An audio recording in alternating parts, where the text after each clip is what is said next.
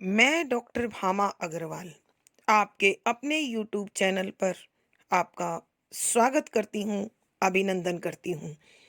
आइए प्यारे बच्चों, आज हम ध्रुव स्वामिनी नामक नाटक का अध्ययन शुरू करते हैं।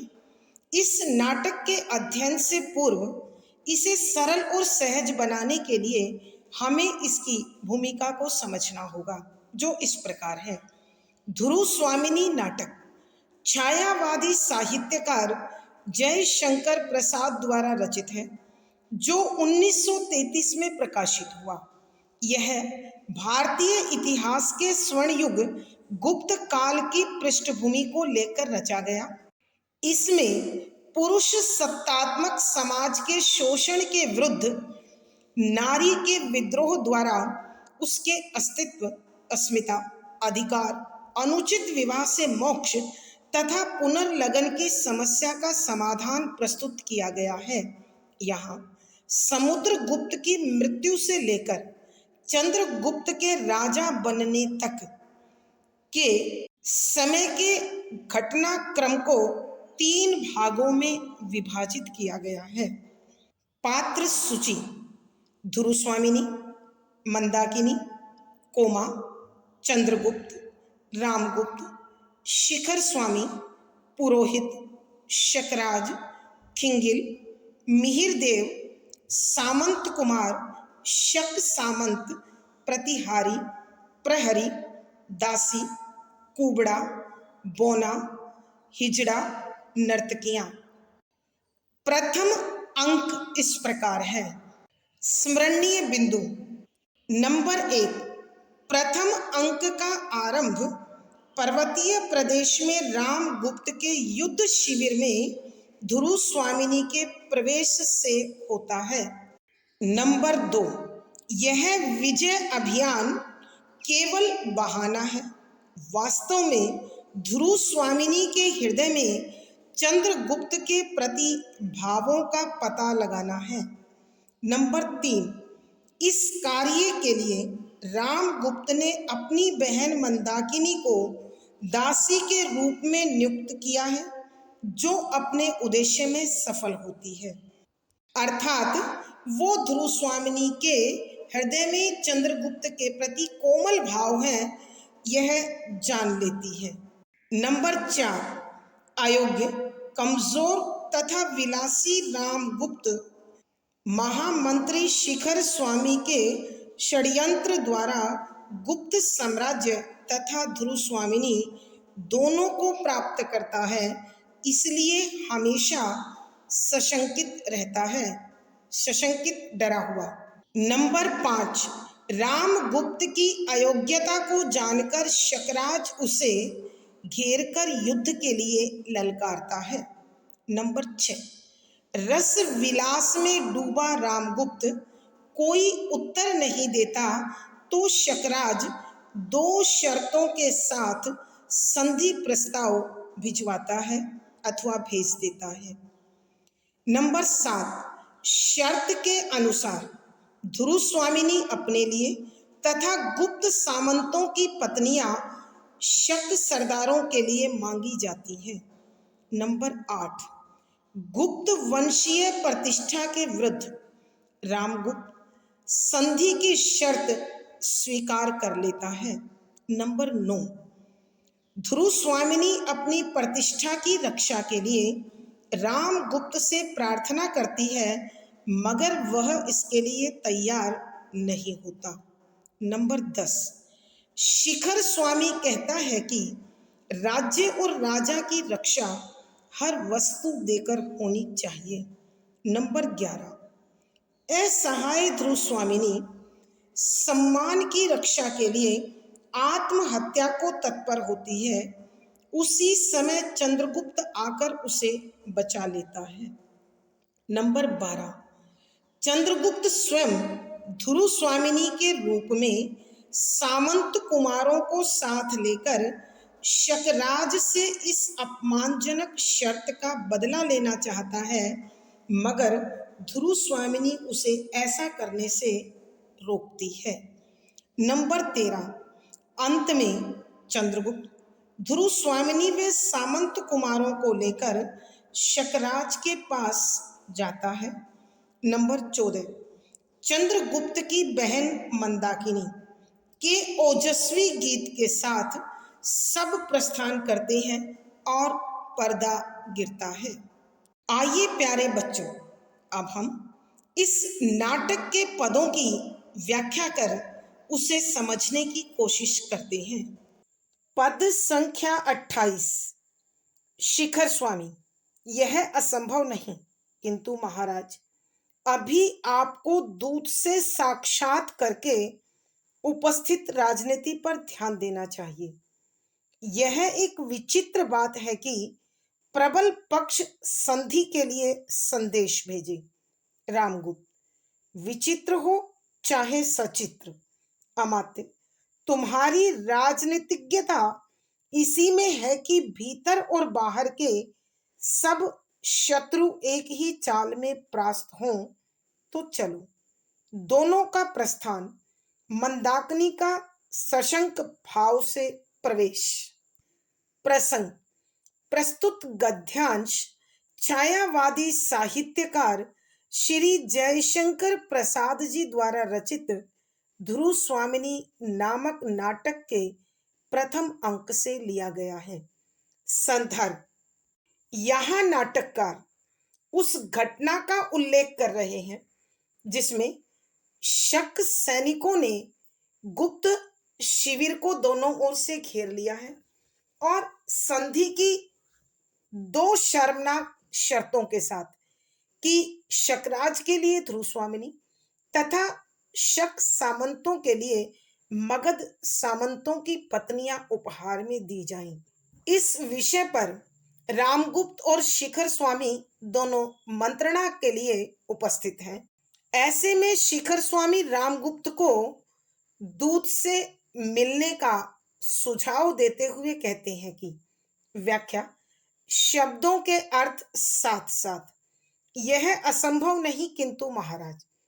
शिखर स्वामी दूत से मिलने का आग्रह करते हुए उनके संकेत कि अगर हम ध्रुव स्वामिनी को शकराज जैसे शत्रु को भेंट कर देते हैं तो हमारी गुप्त साम्राज्य की समस्या तथा शकराज से युद्ध की समस्या दोनों एक साथ हल हो जाएंगी।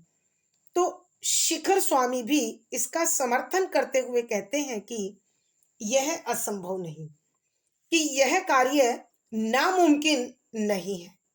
लेकिन महाराज, अभी हमें शकराज द्वारा भेजे गए दूत से मिलना जरूरी है और उससे मिलकर ही हम वर्तमान राजनीतिक स्थिति पर और इसकी दशा पर विचार कर सकते हैं। मुझे यह बात बड़ी अद्भुत लग रही है, बड़ी विलक्षण लग रही है कि प्रबल पक्ष संधि के लिए संदेश भेजे। प्रबल यानी शक्तिशाली, कि जो शक्तिशाली पक्ष है, जो स्वयं शक्तिशाली है, वो संधि के लिए हमारे पास प्रस्ताव भेज रहा है। यह बात भी हमारे लिए हितकर है, हमारे सम्मान को बढ़ाने वाली है। रामगुप्त, विचित्र हो चाहे सचित्र, कि तुम इस बात को चाहे विचित्र मानो अथवा सचित्र मानो। अमात्य, महामंत्री, तुम्हारी राजनीतिज्ञता इसी में है कि भीतर और बाहर के सब शत्रु एक ही चाल में परास्त हों, कि तुम एक कुशल कूटनीतिज्ञ हो, राजनीतिज्ञ हो। अब कोई ऐसी चाल सोचो, अब कोई ऐसा विचार करो, हमारी कूटनीति का परिचय देते हुए हमारे सम्मान के साथ उन्हें भेजा जा सके और उस चाल के द्वारा हम शकराज के आक्रमण से और चंद्रगुप्त तथा ध्रुव स्वामिनी के भावी षड्यंत्र अथवा उनके द्वारा किए जाने वाले प्रयास से भी हम सुरक्षित बच जाएं। आइए बच्चों, एक बार फिर इस पद की व्याख्या करते हैं। यहाँ शिखर स्वामी रामगुप्त को सलाह देते हुए कहते हैं कि आपने जो सोचा है कि ध्रुव स्वामिनी शकराज को भेंट की जाए तथा मगध सामंतों की पत्नियां उनके सामंतों के लिए उपहार में दे दी जाए, यह कार्य असंभव नहीं है, नामुमकिन नहीं है। लेकिन महाराज, इस समय सबसे ज्यादा जरूरी यह है कि जो शकराज का दूत हमारे पास आया है, हम उससे मिलें, उससे बातचीत करें और वर्तमान राजनीतिक स्थिति का अवलोकन करें।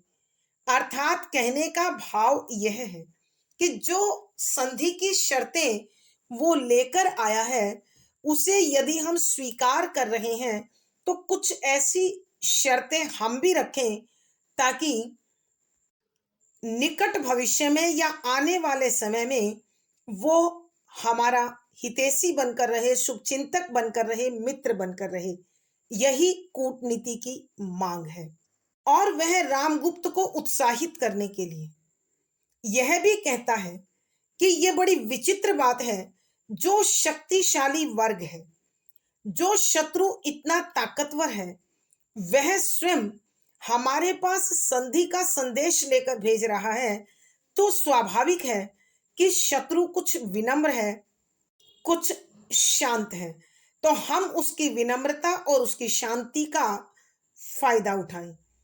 रामगुप्त ने शिखर स्वामी की बात का जवाब देते हुए कहा कि अमात्य, महामंत्री, उनका यह कार्य सचित्र हो अथवा विचित्र, हमें इससे कोई फर्क नहीं पड़ता, लेकिन तुम्हारी कूटनीति और तुम्हारी राजनीतिज्ञता का यही सबसे बड़ा परिचय होगा कि ध्रुव स्वामिनी शकराज को भेंट में भी दे दी जाए और गुप्त साम्राज्य में किसी प्रकार का बवाल, उपद्रव, विद्रोह जन्म ना ले।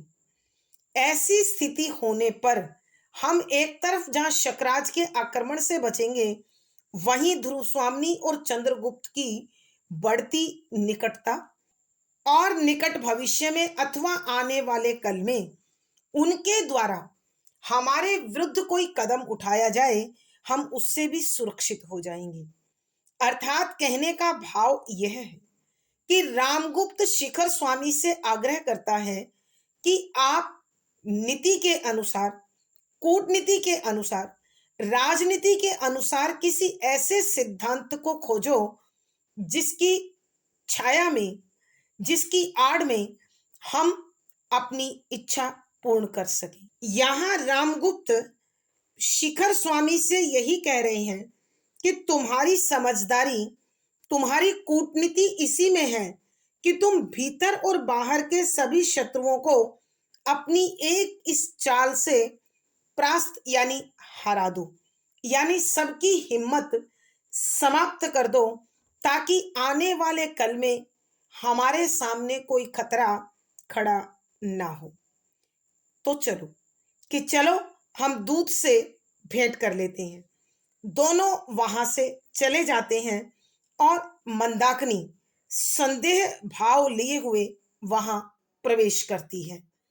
भावार्थ, यहां रामगुप्त कूटनीति की आड़ में अपने स्वार्थ का खेल खेलना चाहता है। विशेष निजी स्वार्थों में लिप्त रामगुप्त और शिखर स्वामी गुप्त साम्राज्य के सम्मान को भी ताक पर रखने को तत्पर हैं। शुद्ध साहित्यिक खड़ी बोली का प्रयोग है, प्रसाद गुण है, व्यंजना शब्द शक्ति है, तत्सम प्रधान शब्दावली का प्रयोग हुआ है, संवादात्मक शैली है, अनुभूति परक बिंब का सफल आयोजन है। पद संख्या 29। मंदाकिनी चारों ओर देखकर भयानक समस्या है। मूर्खों ने स्वार्थ के लिए साम्राज्य के गौरव का सर्वनाश करने का निश्चय कर लिया है। सच है, वीरता जब भागती है तब उसके पैरों से राजनीतिक छलछंद की धूल उड़ती है। कुछ सोचकर कुमार चंद्रगुप्त को यह सब समाचार शीघ्र ही मिलना चाहिए। प्रसंग पूर्ववत संदर्भ, यहां जब मंदाकिनी रामगुप्त और शिखर स्वामी की मंत्रणा के आधार पर संधि की शर्त की स्वीकृति के बारे में जानती है तो वह उनके व्यवहार को, उनके आचरण को संदेह की दृष्टि से देखते हुए उन पर नजर बनाए हुए है। और इस स्थिति को जानकर वह चंद्रगुप्त से ही वीरता, साहस और सम्मान रक्षा की आशा लगाए हुए उसे बुलाने को तत्पर होती है। यहाँ इसी घटना का उल्लेख है। व्याख्या: शब्दों के अर्थ आवश्यकता के अनुसार। जब मंदाकिनी शिखर स्वामी और रामगुप्त को इस प्रकार मंत्रणा करते हुए सुनती है, विचार करते हुए सुनती है, तो वह समझ जाती है कि गुप्त साम्राज्य के सम्मान को ये अब ठेस पहुंचाएंगे। अतः वो संदेह के साथ चारों ओर सावधानी पूर्वक देखती है ताकि प्रत्येक स्थिति को बड़ी अच्छी प्रकार से अनुभव कर सके। और जब उन्हें रामगुप्त के विचार का पता चलता है तो वह सोचने लगती है, भयानक समस्या है कि आज गुप्त साम्राज्य पर भारी संकट छाया हुआ है। बड़ी ही भयानक समस्या है कि यह जो समस्या है अत्यंत विकट रूप धारण कर चुकी है, प्रचंड रूप धारण कर चुकी है। अर्थात कहने का भाव यह है कि आज रामगुप्त ने अपनी अयोग्यता और कायरता के चलते आर्य, समुद्रगुप्त और गुप्त साम्राज्य के सम्मान को मिट्टी में मिलाने की ठान ली है। मूर्खों ने स्वार्थ के लिए साम्राज्य के गौरव का सर्वनाश करने का निश्चय कर लिया है कि मूर्ख रामगुप्त तथा स्वार्थी शिखर स्वामी ने अपने अपने हितों को ध्यान में रखते हुए गुप्त साम्राज्य की प्रतिष्ठा को मिट्टी में मिलाने की ठान ली है। उन्हें अपने अस्तित्व, अपने अधिकार, अपनी गद्दी और अपने स्वार्थ इतने अधिक प्रिय हैं कि जो गुप्त साम्राज्य, जो मगध प्रांत सम्मानित है, अब इनके कार्यों के कारण उसका सम्मान धराशायी हो जाएगा, मिट्टी में मिल जाएगा। सच है कि ये बात बिल्कुल सत्य है। वीरता जब भागती है तब उसके पैरों से राजनीतिक छलछंद की धूल उड़ती है कि जब जब मनुष्य कायरता की ओर बढ़ता है, वीरता उसका साथ छोड़ती है, तो उसके पैरों से राजनीतिक छल कपट की मिट्टी उड़ती है। अर्थात कहने का भाव यह है कि जो अयोग्य और कायर व्यक्ति होता है वह हमेशा षड्यंत्रों, कुचक्रों और चालबाजियों से काम लेता है और अपनी इन चालबाजियों को कूटनीतिज्ञता और राजनीति का नाम देकर अपने आप को उसके आवरण से ढकता है। ऐसी भयानक स्थिति से गुप्त साम्राज्य को बचाने के लिए, गुप्त साम्राज्य की खोती प्रतिष्ठा को सुरक्षित करने के लिए मंदाकिनी मन ही मन कुछ सोचती है, विचार करती है और फिर वह निर्णय लेती है कि कुमार चंद्रगुप्त को इन सब स्थितियों से अवगत कराना चाहिए। उस तक यह समाचार बड़ी तेजी से पहुंचाने की आवश्यकता है, नहीं तो गुप्त साम्राज्य का सम्मान धूमिल होगा, मलिन होगा, समाप्त हो जाएगा। आइए बच्चों एक बार फिर इस पद की व्याख्या करते हैं।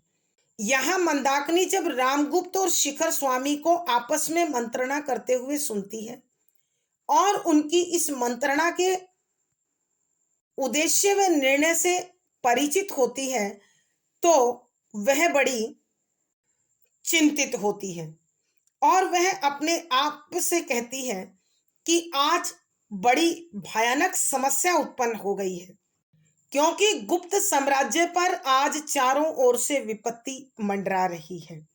इस पर संकट के बादल छाए हुए हैं और मूर्ख सम्राट रामगुप्त ने तथा स्वार्थी षड्यंत्रकारी शिखर स्वामी ने अपने स्वार्थों की पूर्ति के लिए, अपने अधिकारों को बनाए रखने के लिए, अपनी शक्ति को, प्रभुता को यथावत रखने के लिए और गद्दी पर अपना हक जमाए रखने के लिए, अपने वजूद को बचाए रखने के लिए वह इस गुप्त साम्राज्य के सम्मान को मिट्टी में मिलाने पर उतारू हैं।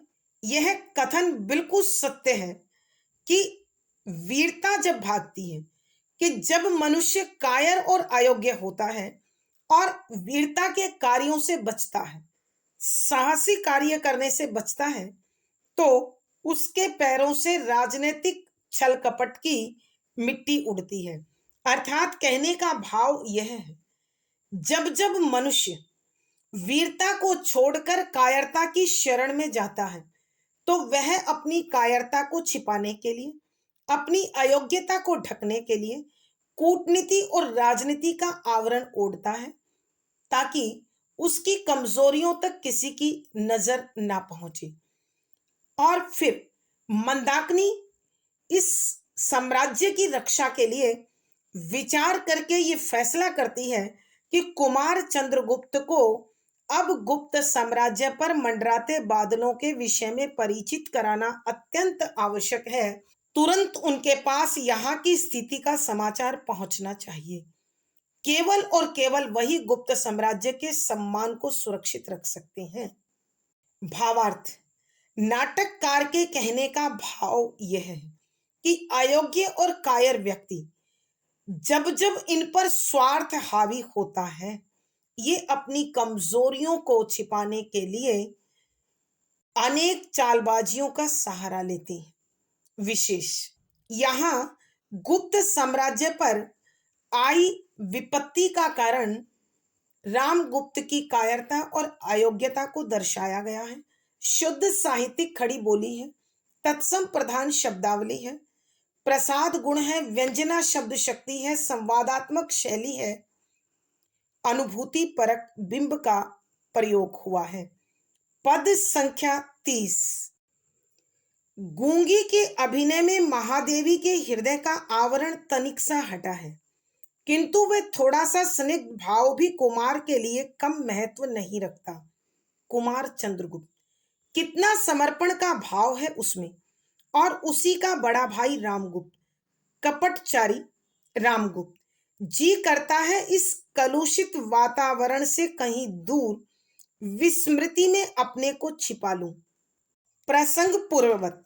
संदर्भ, यहाँ उस घटना का उल्लेख है जब मंदाकिनी रामगुप्त और शिखर स्वामी की मंत्रणा के उद्देश्य और निर्णय के विषय में समझती है, और फिर गुप्त साम्राज्य पर मंडराते हुए संकट के बादलों को पहचान कर चंद्रगुप्त के माध्यम से उसकी रक्षा करना चाहती है। उसी संदर्भ में वह अपने आप से बात करती है। व्याख्या, शब्दों के अर्थ साथ साथ। गूंगी के अभिनय में महादेवी के हृदय का आवरण तनिक सा हटा है। यहां मंदाकिनी अपने आप से बात करती हुई कहती है कि जब मैंने गूंगी का अभिनय करते हुए महादेवी के पास रहकर चंद्रगुप्त के विषय में बात की, तो महादेवी के हृदय में उनके प्रति कैसे भाव हैं, उनके प्रति कैसा दृष्टिकोण है, कैसे विचार हैं, इनकी कुछ कुछ जानकारी प्राप्त हो गई है। यहां मंदाकिनी अपने आप से बात करती हुई कहती है कि गूंगी के रूप में नाटक करते हुए जब मैं महादेवी के पास दासी के रूप में गई और चंद्रगुप्त के विषय में बात की, तो उनके हृदय में चंद्रगुप्त के प्रति कैसे भाव हैं, उनका कैसा दृष्टिकोण है, कैसी विचारधारा है, इसके विषय में थोड़ा पर्दा तो हटा है, अर्थात कुछ जानकारी प्राप्त हो गई है, किंतु वह थोड़ा सा स्निग्ध भाव भी कुमार के लिए कम महत्व नहीं रखता कि जो थोड़ा सा सम्मान, प्यार, स्नेह और भरोसे का भाव ध्रुव स्वामिनी ने कुमार के प्रति प्रकट किया है, उनका यह कोमल भाव भी चंद्रगुप्त के लिए कम उपयोगी नहीं है, कम महत्व नहीं रखता है।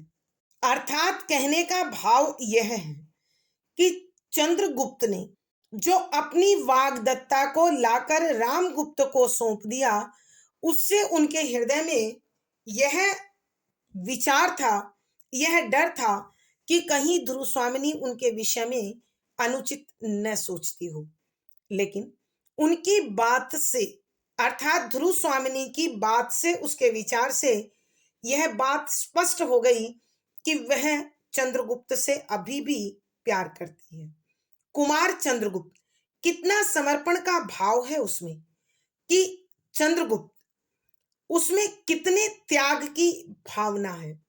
वह अपने कुल के लिए, अपने गुप्त साम्राज्य के सम्मान के लिए कुछ भी अर्पित करने को हमेशा तत्पर रहता है। और उसी का बड़ा भाई रामगुप्त, कि उसी त्यागशील, सहनशील, संघर्षशील, साहसी चंद्रगुप्त का बड़ा भाई रामगुप्त है। कपटचारी रामगुप्त, कि छल का आचरण करने वाला रामगुप्त। जी करता है कि इन दोनों भाइयों में इतना अंतर देखकर, कि अपने भाई में इस प्रकार की दुश्चरित्रता, कमजोरी और अयोग्यता को देखकर मेरा मन करता है इस कलुषित वातावरण से कहीं दूर विस्मृति में अपने को छिपा लूं, कि मैं इस कालिमा से भरे वातावरण से अपने आप को दूर ले जाऊं, विस्मृति में अपने को छिपा लूं, और मैं यहाँ की हर बात, यहाँ का हर विचार भूल जाऊं। विस्मृति का मतलब होता है भूल जाना। अपने को छिपा लूं, कि किसी ऐसे स्थान पर चली जाऊं जहां गुप्त साम्राज्य पर आए हुए इन संकट के बादलों के विषय में मुझे कोई ध्यान ना रहे, और मैं अपने आप को भूल जाऊं, इन बातों को भूल जाऊं, इन घटनाओं को भूल जाऊं। अर्थात कहने का भाव यह है कि मंदाकिनी रामगुप्त के चरित्र, आचरण और उसकी छल कपट वाली प्रवृत्ति के कारण अत्यंत घुटन महसूस कर रही है। आइए प्यारे बच्चों, एक बार फिर इस पद की व्याख्या करते हैं। यहां मंदाकिनी अपने आप से कहती है कि जब मैं गूंगी दासी का नाटक करते हुए महादेवी के निकट थी, तो चंद्रगुप्त के विषय में बात करने पर मुझे उनके हृदय के भावों का कुछ कुछ ज्ञान हो गया है। अर्थात मंदाकिनी सोच रही है कि ध्रुवस्वामिनी के हृदय में चंद्रगुप्त के प्रति आज भी कोमल भाव है, स्नेह है, प्रेम है, विश्वास है, भरोसा है। और सबसे बड़ी बात यह है कि वह चंद्रगुप्त को निर्दोष, त्यागशील और साहसी मानती है। किंतु वह थोड़ा सा स्निग्ध भाव भी कुमार के लिए कम महत्व नहीं रखता, परंतु महादेवी के हृदय में जो थोड़ा सा कोमल भाव चंद्रगुप्त के लिए है, चंद्रगुप्त के लिए वही काफी है। अर्थात कहने का भाव यह है कि जब चंद्रगुप्त ध्रुव स्वामिनी को लेकर आया था और रामगुप्त के साथ उसका विवाह हो गया, तो ध्रुव स्वामिनी चंद्रगुप्त के विषय में क्या सोच रही होगी, अर्थात उसके विषय में क्या सोच रही होगी, यह सोच सोचकर चंद्रगुप्त अत्यंत परेशान था, चिंतित था। लेकिन अब यह वहम, यह भ्रम, यह संदेह समाप्त हो चुका है और मंदाकिनी को पता चल चुका है कि ध्रुव स्वामिनी चंद्रगुप्त से स्नेह करती है, प्यार करती है और आज भी उन पर विश्वास करती है।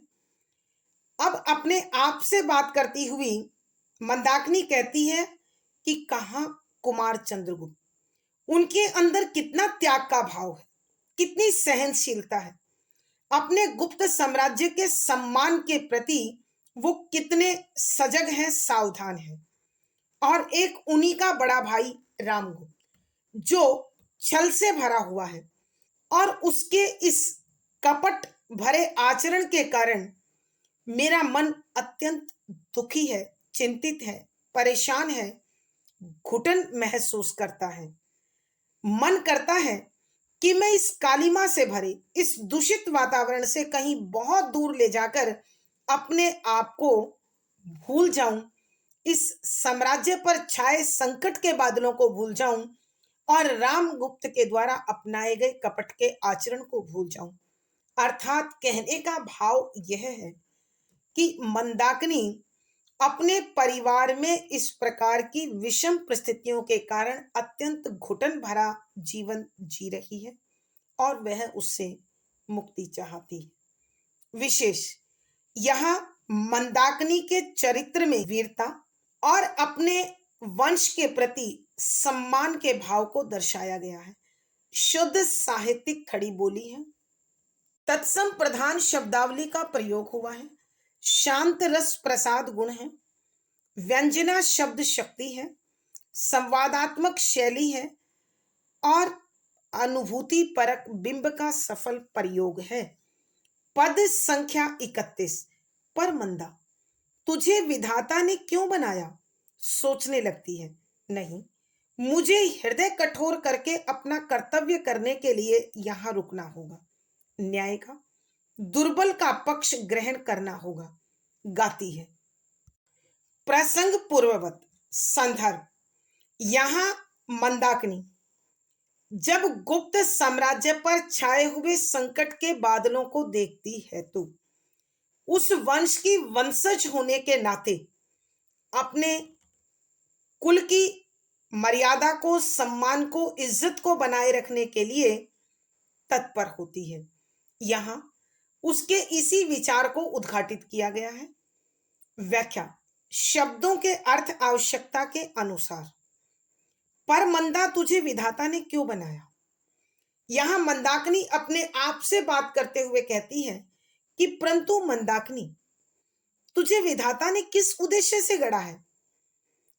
अर्थात कहने का भाव यह है कि जब पारिवारिक कलह इस सीमा तक बढ़ा हुआ है, इतना फैल चुका है, तो ऐसे में तेरा क्या दायित्व है? तू ईश्वर के द्वारा इस पृथ्वी पर किस कार्य को पूर्ण करने के लिए भेजी गई है? सोचने लगती है और फिर अपने आप में विचार करती है, नहीं, मुझे हृदय कठोर करके अपना कर्तव्य करने के लिए यहां रुकना होगा।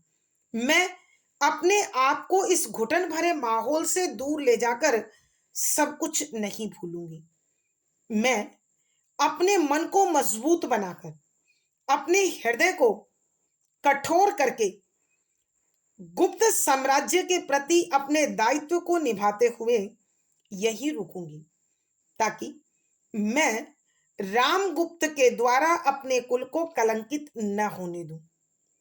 न्याय का, कि जो न्यायशील है उसी का मैं पक्ष लूंगी।